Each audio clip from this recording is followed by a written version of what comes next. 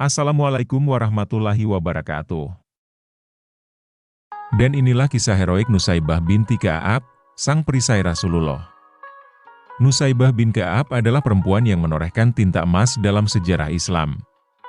Ia berasal dari kalangan Ansar, suku Khazraj dari Bani Mazin bin An-Najjar yang terlahir di kota Madinah. Beliau menikah dengan Zaid bin Ashim al-Mazini An-Najjari dan dikaruniai dua putra, yaitu Abdullah dan Habib. Setelah Zaid meninggal, Ummu Imarah menikah dengan Ghaziah al-Mazini An-Najjari dan dikaruniai seorang anak bernama Haulah.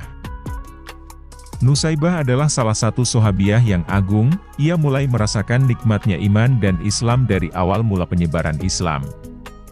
Ia memutuskan untuk berbaiat kepada Rasulullah dan termasuk satu dari dua perempuan yang bergabung dengan 70 orang laki-laki Ansor pada baiat Aqabah kedua yang merupakan sumpah setia kaum muslimin untuk membela Rasulullah dan Islam. Nusaybah adalah salah satu sahabiah yang dikenal dengan panggilan Ummu Umarah, putri dari Rabab binti Abdillah. Kisah heroik Nusaybah yang paling dikenang sepanjang sejarah adalah pada saat Perang Uhud, di mana ia dengan segenap keberaniannya membela dan melindungi Rasulullah. Pada perang itu Nusaybah bergabung dengan pasukan Islam untuk mengemban tugas penting di bidang logistik dan medis. Bersama para perempuan lainnya, Nusaybah ikut memasok air kepada para prajurit Muslim dan mengobati mereka yang terluka. Di suatu kesempatan di Perang Uhud ini, saat kaum muslimin dilanda kekacauan karena para pemanah di atas bukit melanggar perintah Rasulullah, nyawa beliau berada dalam bahaya. Ketika melihat Rasulullah menangkis berbagai serangan musuh sendirian, Nusaybah segera mempersenjatai dirinya dan bergabung dengan yang lainnya membentuk pertahanan untuk melindungi beliau. Dalam berbagai riwayat disebutkan, bahwa ketika itu Nusaybah berperang penuh keberanian dan tidak menghiraukan diri sendiri ketika membela Rasulullah. Saat itu, Nusaybah menderita luka-luka di sekujur tubuhnya. Sedikitnya ada sekitar 12 luka di tubuhnya, dengan luka di leher yang paling parah. Namun hebatnya, Nusaybah tidak pernah mengeluh, mengadu, atau bersedih. Ketika itu Rasulullah melihatnya berperang dengan sengit hingga terdapat 12 luka di tubuhnya.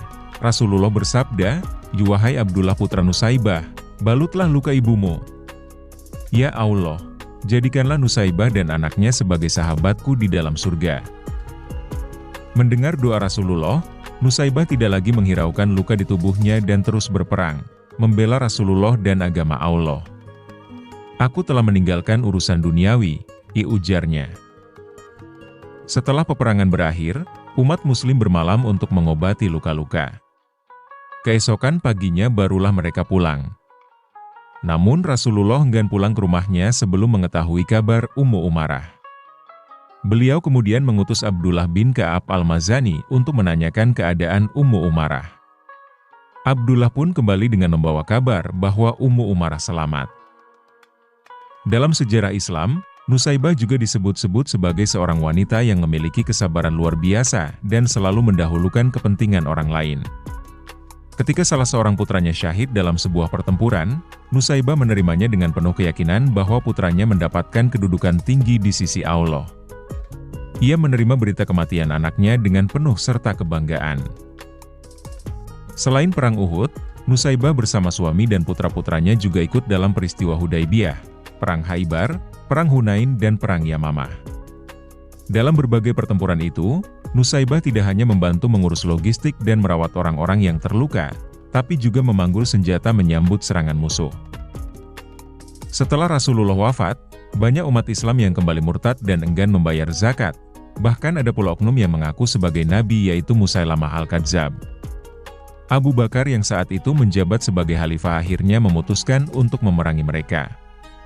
Ummu Umarah dan putranya, Hubaib bin Zaid pun ikut serta dalam perang.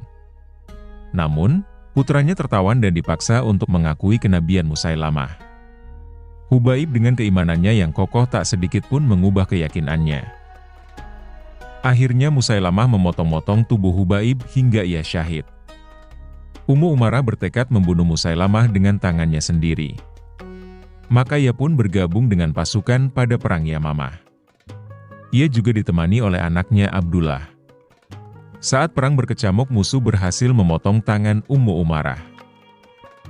Ummu Umarah berkata, tanganku terpotong dan aku ingin membunuh Musailamah. Aku tidak akan berhenti sampai orang kotor itu terbunuh.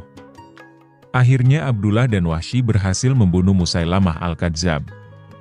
Ketika Abdullah datang mengusap pedangnya yang bersimbah darah, Ummu Umarah berkata, apakah engkau berhasil membunuhnya? Ya, jawab Abdullah. Dengan seketika Ummu Umarah bersujud syukur. Ummu Umarah juga dianggap sebagai pejuang hak asasi pertama.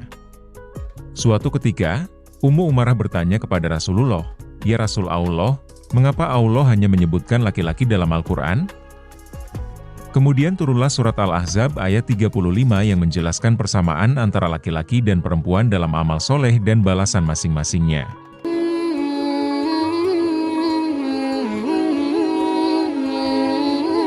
Sebagaimana firman Allah, sesungguhnya laki-laki dan perempuan yang muslim, laki-laki dan perempuan yang mukmin, laki-laki dan perempuan yang tetap dalam ketaatannya, laki-laki dan perempuan yang benar, laki-laki dan perempuan yang sabar, laki-laki dan perempuan yang khusyuk, laki-laki dan perempuan yang bersedekah, laki-laki dan perempuan yang berpuasa, laki-laki dan perempuan yang memelihara kehormatannya, laki-laki dan perempuan yang banyak menyebut nama Allah. Allah telah menyediakan untuk mereka ampunan dan pahala yang besar. Quran Surat Al-Ahzab ayat 35. Dari kisah Ummu Umarah ini jelas, bahwa ia merupakan pejuang hak asasi perempuan pertama. Sejarah Islam membuktikan hal tersebut. Bahwa anggapan perempuan muslimah hanya paham dapur, sumur, dan kasur, benar-benar menyesatkan. Perempuan muslimah yang menjaga kehormatan dan kesuciannya dengan tinggal di rumah, dikesankan sebagai perempuan-perempuan pengangguran dan terbelakang. Menutup aurat atau menegakkan hijab kepada yang bukan mahramnya, kerap dianggap penghambat kemajuan budaya. Itu terbantahkan oleh sosok Nusaibah, wanita mulia ini. Nusaibah binti Ka'ab tutup usia pada tahun 13 Hijriah. Az-Zahabi berkata Ummu Umarah adalah salah satu perempuan Ansor terbaik. Keberanian dan perjuangan Ummu Umarah patut menjadi contoh bagi para pemuda masa kini. Demikianlah, semoga ada manfaatnya.